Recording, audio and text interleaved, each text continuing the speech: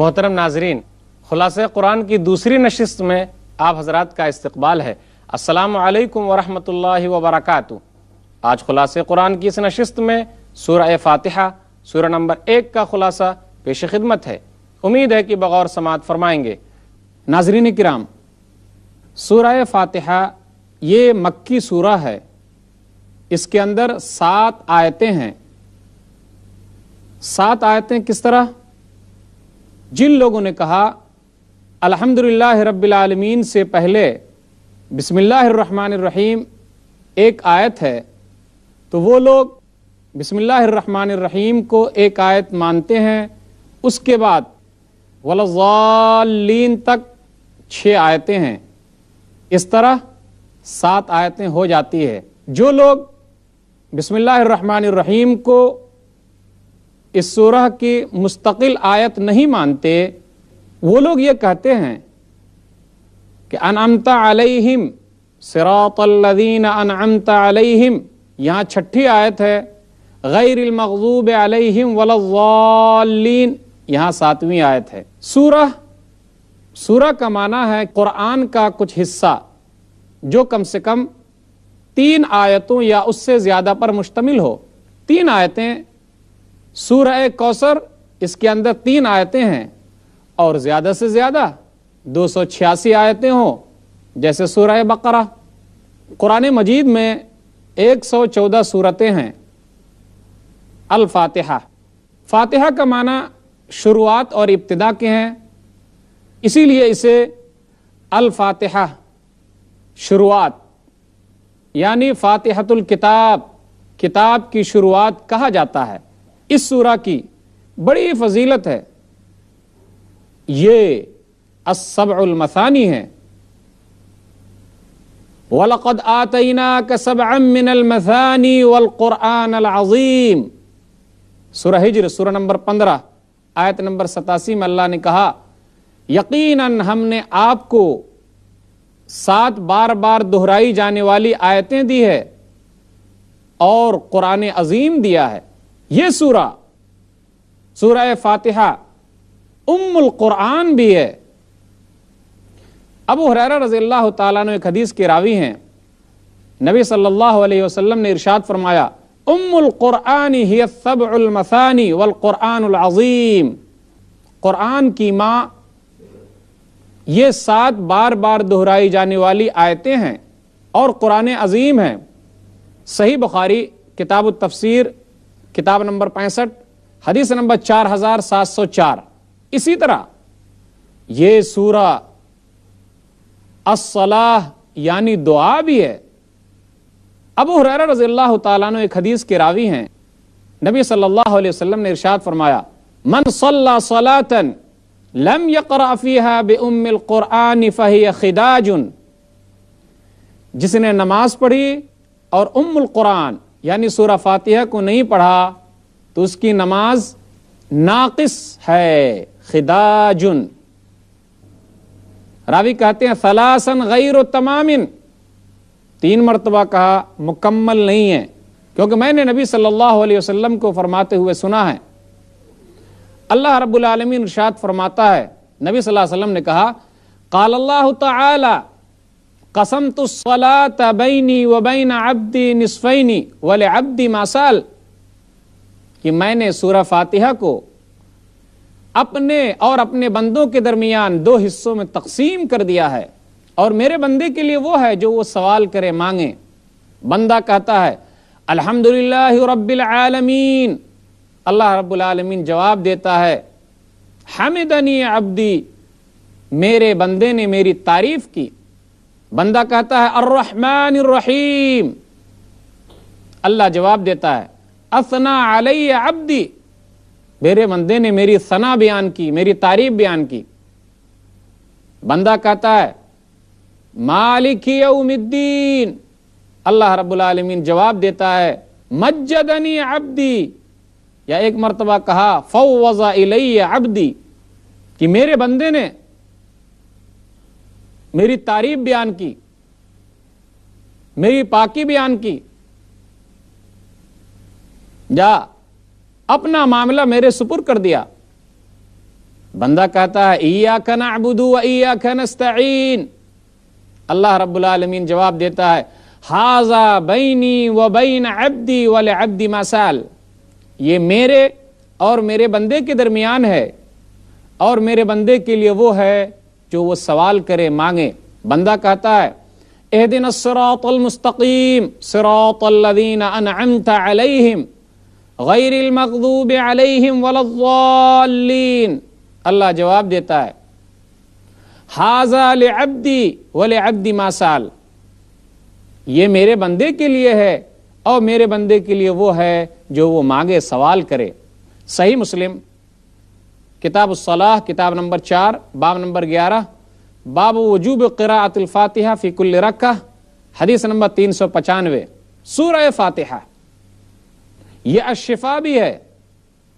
सूरह फ़ातिहा इसकी और भी बहुत सारी फजीलत आती हैं। ये सूरह मक्की है। मक्की और मदनी का मतलब क्या होता? आइए जरा नाज़रीन इकराम गौर करें, मक्की और मदनी सूरतें उसे क्या कहा जाता है, उसका मतलब क्या है।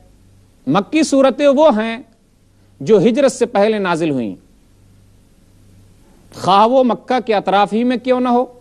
इसी तरह मदनी सूरतें वो हैं जो हिजरत के बाद नाजिल हुई। इसी तरह मक्की सूरतें वो हैं जिसमें उमूमन खिताब होता है या अय्युहन्नास, ऐ लोगो, और मदनी सूरतों में अक्सर खिताब होता है या अय्युहल्लज़ीना आमनू, ऐ ईमान वालो। मक्की सूरह वो सूरह है जिसके अंदर तौहीद है, आखिरत का इस्बात है, हश्र व नश्र है, क़यामत का मंजर है, ये तस्करे होते हैं। इसके बरखिलाफ मदनी सूरह वो सूरह है जिसके अंदर खानदानी निज़ाम के बारे में जिक्र होता है, कैसे माशरे में रहा जाए उसका तस्करा है, कहीं जिहाद के कवानीन कुछ बयान किए जाते हैं। इसी तरह मक्की सूरह वो सूरह है जिसमें ज्यादातर मुकाबला बुत परस्तों से होता है और मदनी सूरतों में अहले किताब और मुनाफिकीन से। मक्की सूरतों का अंदाज तशबीहात के जरिए होता है। मक्की सूरतों में यह अंदाज अपनाया गया है कि कोई भी बातें मिसाल के जरिए बयान की जाती हैं। इसके बरखिलाफ मदनी सूरतों का अंदाज बिल्कुल सादा है। बिस्मिल्लाहिर्रहमानिर्रहीम, ये आयत कुरान करीम में सूरह फातिहा का हिस्सा है या नहीं, इसके बारे में उलमा के दरमियान इख्तिलाफ पाया जाता है।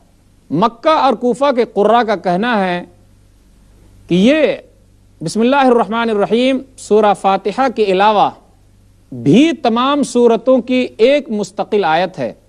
मदीना, बसरा, शाम के कुर्रा का कहना है कि ये सूरह नमल सूरह नंबर 27 की मुस्तकिल आयत, आयत नंबर 30 है, इन्नहु मिन सुलैमान व इन्नहु बिस्मिल्लाहिर्रहमानिर्रहीम, कि ये सुलेमान अलैहिस्सलातु वस्सलाम की तरफ से है और अल्लाह रब्बुल आलमीन की तरफ से जो रहमान और रहीम है।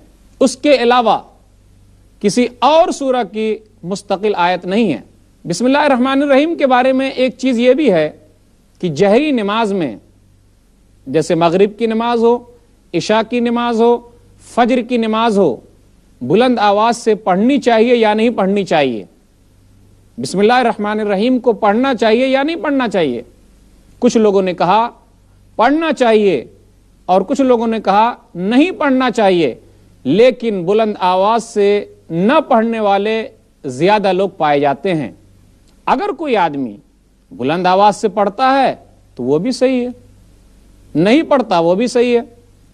अल्हम्दुलिल्लाह रब्बिल आलमीन, तमाम तारीफ अल्लाह के लिए जो जहान का रब है। अल्हम्दुलिल्लाह रब्बिल आलमीन, तमाम तारीफ अल्लाह के लिए जो जहान का रब है। जो अरबी जानते वो समझ गए होंगे कि तमाम तारीफें अल्लाह ही के लिए है। तमाम तारीफों का मुस्तहिक सिर्फ और सिर्फ अल्लाह रब्बुल आलमीन की जात है। दुनिया के अंदर अगर किसी आदमी को कमाल हासिल हो गया या किसी फन में वो आगे बढ़ गया تو یہ اللہ رب العالمین ہی کا دیا ہوا ہے، وہ خود اس کا کمال نہیں، اللہ رب العالمین نے انہیں یہ کمال عطا کیا ہے۔ الحمدللہ یہ کلمہ شکر ہے، اللہ کا شکر ادا کرنے کے لیے ہے، اس کی بڑی فضیلت بیان کی گئی۔ صحیح مسلم کتاب الطہارہ کتاب نمبر 2 باب نمبر 1 باب فضل الوضوء حدیث نمبر 223 میں ہے، اللہ کے رسول صلی اللہ علیہ وسلم نے ارشاد فرمایا، ابو مالک اشعری رضی اللہ تعالیٰ عنہ اس حدیث کے راوی ہیں، الطہور شطر الایمان، پاکی آدھا ایمان ہے، والحمدللہ تملأ المیزان، اور الحمدللہ میزان کو بھر دیتا ہے، وسبحان اللہ والحمدللہ تملأان ما بین السماوات والارض، اور سبحان اللہ اور الحمدللہ کہنا آسمان و زمین کے درمیانی جگہ کو پر کر دیتا ہے، والصلاة نور والصدقة برہان والصبر ضیاء والقرآن حجت لک او علیک، کل الناس یغدو فبایع نفسه فمعتقها او موبقها۔ سبحان اللہ والحمدللہ، اس کی بڑی فضیلت ہے۔ بخاری کی آخری روایت یہی ہے، صحیح بخاری کتاب التوحید کتاب نمبر 97 باب نمبر 58 حدیث نمبر 7563، کلمتان حبیبتان الی الرحمن خفیفتان علی اللسان ثقیلتان فی المیزان، سبحان اللہ وبحمدہ سبحان اللہ العظیم۔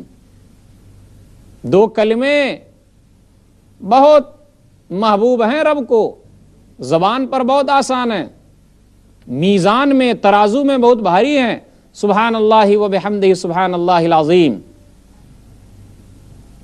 یہ پڑھتے رہنا چاہیے۔ بسم اللہ ہر نیک کام شروع کرنے سے پہلے پڑھنا چاہیے، کھانے سے پہلے، وضو کرنے سے پہلے، ذبح کرنے سے پہلے بھی پڑھنا چاہیے۔ قرآن کریم پڑھنے سے پہلے اعوذ باللہ من الشیطان الرجیم پڑھنا بھی بہت اہم ہے۔ فَإِذَا قَرَأْتَ الْقُرْآنَ فَاسْتَعِذْ بِاللَّهِ مِنَ الشَّيْطَانِ الرَّجِيمِ، سورہ نحل سورہ نمبر 16 آیت نمبر 98۔ کیا ہے کہ جب قرآن پڑھنے کے لیے بیٹھو تو اعوذ باللہ من الشیطان الرجیم پڑھ لو کہ میں شیطان مردود سے اللہ کی پناہ میں آتا ہوں۔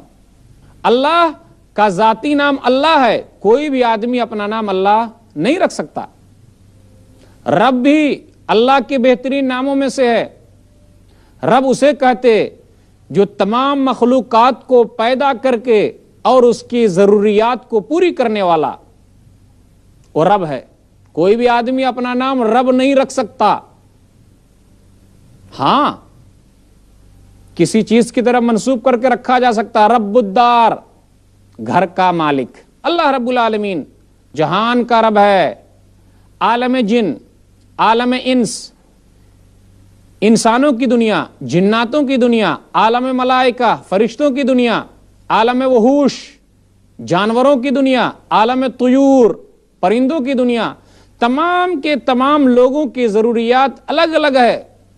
اللہ رب العالمین تمام لوگوں کی ضروریات کو پوری کرتا ہے، اسی کو رب کہا جاتا ہے۔ عالمین اس لیے لایا گیا کہ اللہ کی وحدت کا پتہ چلے اور اللہ کی ربوبیت کا، کہ وہ تمام کو پیدا کر کے اس کے حساب سے اس کی ضرورت کو پوری کرتا ہے۔ وہ اللہ رب العالمین کی ذات ہے۔ تمام لوگوں کی ضرورتیں الگ الگ، انسانوں کی ضرورت الگ، جانوروں کی ضرورت الگ، فرشتوں کی دنیا الگ، پرندوں کی دنیا الگ۔ اللہ رب العالمین تمام لوگوں کی ضروریات کے مطابق ان کی ضرورت پوری کرتا ہے۔ الرحمن الرحیم، نہایت ہی مہربان اور رحم والا ہے۔ رحمان فعلان کے وزن پر ہے، صیغہ مبالغہ کا صیغہ ہے۔ رحیم بھی فعیل کے وزن پر مبالغہ کا صیغہ ہے۔ دنیا کے اندر رب العالمین بہت زیادہ مہربان ہے، آپ نے دیکھا نہیں؟ ناظرین کرام، جو اللہ کو مانتا ہے اللہ اسے بھی کھلاتا ہے، اور جو اللہ کو ایک نہیں مانتا اللہ اسے بھی دیتا ہے۔ ان الارض للہ یورثها من یشاء من عبادہ والعاقبۃ للمتقین، سورہ اعراف سورہ نمبر 7 آیت نمبر 128۔ بے شک زمین اللہ کے لیے ہے، جس کو چاہتا ہے وارث بنا دیتا ہے، لیکن آخرت صرف نیک لوگوں کے لیے ہے۔ رحمان الدنیا فی الآخرہ، وہ دنیا کے اندر بھی مہربان ہے اور آخرت میں بھی مہربان ہے، لیکن آخرت میں صرف نیک لوگوں ہی پر مہربان ہوگا۔ مالک یوم الدین قیامت کے دن کا مالک ہے، بدلے کے دن کا مالک ہے۔ دنیا میں اللہ رب العالمین بدلہ دیتا ہے، لیکن مکمل بدلہ تو وہاں دے گا، قیامت کا دن ہوگا۔ ایک حدیث کے اندر اللہ کے رسول صلی اللہ علیہ وسلم نے ارشاد فرمایا، صحیح بخاری کتاب التفسیر کتاب نمبر 65 حدیث نمبر 4812 میں ہے، یقبض اللہ الارض ویطوی السماوات بیمینہ ثم یقول انا الملک این ملوک الارض، کہ قیامت کے دن اللہ تعالیٰ مٹھی میں زمین کو لے لے گا اور آسمان کو دائیں ہاتھ میں لپیٹ لے گا، کہے گا میں بادشاہ ہوں، کہاں ہے زمین کے بادشاہ؟ وما قدر اللہ حق قدرہ والارض جميعا قبضته یوم القیامہ والسماوات مطویات بیمینہ سبحانہ وتعالی عما یشرکون۔ سورہ زمر سورہ نمبر 39 آیت نمبر 67۔ یہی آیتیں ہیں کہ زمین کو ہاتھ میں لے لے گا، مٹھی میں لے لے گا، اور آسمان کو اپنے دائیں ہاتھ میں لپیٹ لے گا۔ مٹھی کیسی ہے اللہ کو معلوم، ان کا دائیں ہاتھ کیسا ہے جو اللہ کے شان کے لائق ہے، مٹھی کیسی ہے جو اللہ کے شان کے لائق ہے۔ لیس کمثلہ شیء وہو السمیع البصیر، سورہ شورى سورہ نمبر 42 آیت نمبر 11۔ اللہ کی جیسی کوئی بھی چیز نہیں ہے، وہ سننے والا اور دیکھنے والا ہے، وہاں پورا پورا بدلہ دے گا۔ ایاک نعبد و ایاک نستعین، ہم تیری ہی عبادت کرتے ہیں اور تجھ ہی سے مدد مانگتے ہیں۔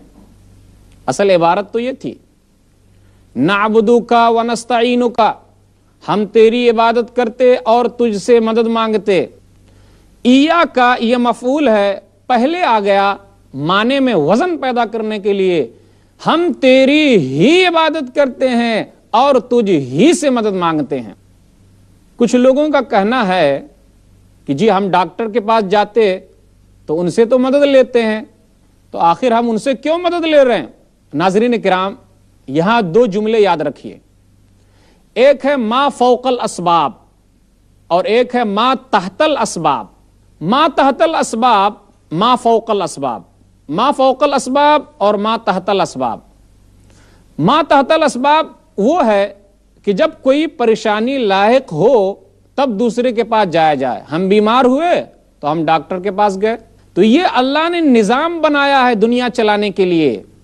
لیکن ما فوق الاسباب، ہر چیز کا پورا کرنے والا اللہ ہے، وہ مشکل کشا ہے، مشکل کو دور کرنے والا، وہ حاجت روا ہے، حاجت کو پورا کرنے والا۔ یہ چیزیں ڈاکٹر پوری نہیں کر سکتا، تمام مشکلوں کو ڈاکٹر دور نہیں کر سکتا، وہ صرف بیماری کا علاج کرے گا، دوسری اور چیزوں کو وہ دور کیسے کرے گا؟ نہیں کر سکتا۔ تو ما فوق الاسباب ذات صرف اللہ رب العالمین کی ہے۔ اہدنا الصراط المستقیم، سیدھا راستہ دکھا ہمیں، ان کا راستہ، صراط الذین انعمت علیہم، جس پر تیرا انعام نازل ہوا۔ ومن یطع اللہ والرسول فاولئک مع الذین انعم اللہ علیہم من النبیین والصدیقین والشہداء والصالحین وحسن اولئک رفیقا۔ سورہ نساء سورہ نمبر 4 آیت نمبر 69۔ جس نے اللہ کی اطاعت کی اور اس کے رسول کی اطاعت کی، وہ نیک لوگوں کے ساتھ ہوں گے، نبیوں کے ساتھ ہوں گے، سچے لوگوں کے ساتھ ہوں گے، شہداء کے ساتھ ہوں گے اور صالحین کے ساتھ ہوں گے۔ بہترین یارانہ ہے، بہترین رفاقت ہے۔ غیر المغضوب علیہم ولا الضالین، ان کا راستہ نہیں جس پر تیرا غضب نازل ہوا اور جو گمراہ ہو گئے۔ غضب کس پر نازل ہوا؟ یہودیوں پر، کیونکہ انہوں نے عزیر کو اللہ کا بیٹا کہا، اپنے علماء کو حلال اور حرام کر دینے کا حق دے دیا۔ نصرانی پر کیوں؟ کیونکہ وہ راستے سے بھٹک گئے، عیسیٰ کو علیہ الصلاۃ والسلام اللہ کا بیٹا کہا، یا خود اللہ کہا، یا تین میں سے تیسرا کہا، اور اپنے علماء کو حلال اور حرام کا حق دے دیا، جبکہ کسی مسئلے کو حلال اور حرام کرنا صرف اللہ کی ذات ہے۔ اس کے بعد نبی صلی اللہ علیہ وسلم آمین کہا کرتے تھے۔ آمین کا معنی ہے کذالک فلیکن، ایسا ہی ہو۔ آمین کا معنی ہے لا تخیب رجانا، ہمیں نامراد نہ کر۔ آمین کا معنی ہے اللہم استجب لنا، اے اللہ تو قبول فرما۔ ایک حدیث کے اندر اللہ کے رسول صلی اللہ علیہ وسلم نے ارشاد فرمایا، صحیح بخاری کتاب التفسیر کتاب نمبر 65 حدیث نمبر 4475 میں ہے، اذا قال الامام غیر المغضوب علیہم فقولوا آمین فمن وافق قوله قول الملائکہ غفر له ما تقدم من ذنبہ. جب امام کہے غیر المغضوب علیہم تو تم لوگ آمین کہو، کیونکہ فرشتوں کے آمین کے ساتھ اگر مل گیا تو کیا ہوگا؟ جو آدمی آمین کہے گا ان کے اللہ تعالیٰ پچھلے گناہ معاف فرمائے گا. ابو ہریرہ بیان کرتے ہیں ترک الناس التامین، سنن ابن ماجہ کتاب اقامت الصلوات کتاب نمبر 4 باب نمبر 14 باب الجہر بالتامین حدیث نمبر 853 میں ہے ترک الناس التامین، لوگوں نے آمین کہنا چھوڑ دیا. نبی صلی اللہ علیہ وسلم کی حالت یہ تھی کہ جب آپ کہتے غیر المغضوب علیہم فقال آمین تو آپ نے آمین کہا. آئیے دعا کرے اللہ تعالیٰ سے کہ اللہ تعالیٰ نماز کے اندر جو یہ سورہ پڑھی جا رہی ہے اور جو دعائیں مانگی گئی اے اللہ تو اسے قبول فرما لے. اللہ تعالیٰ سے دعا ہے اللہ تعالیٰ ہم لوگوں کو ان باتوں کو اچھی طرح سمجھنے کی اور پھر ان پر عمل کرنے کی توفیق دے. آمین.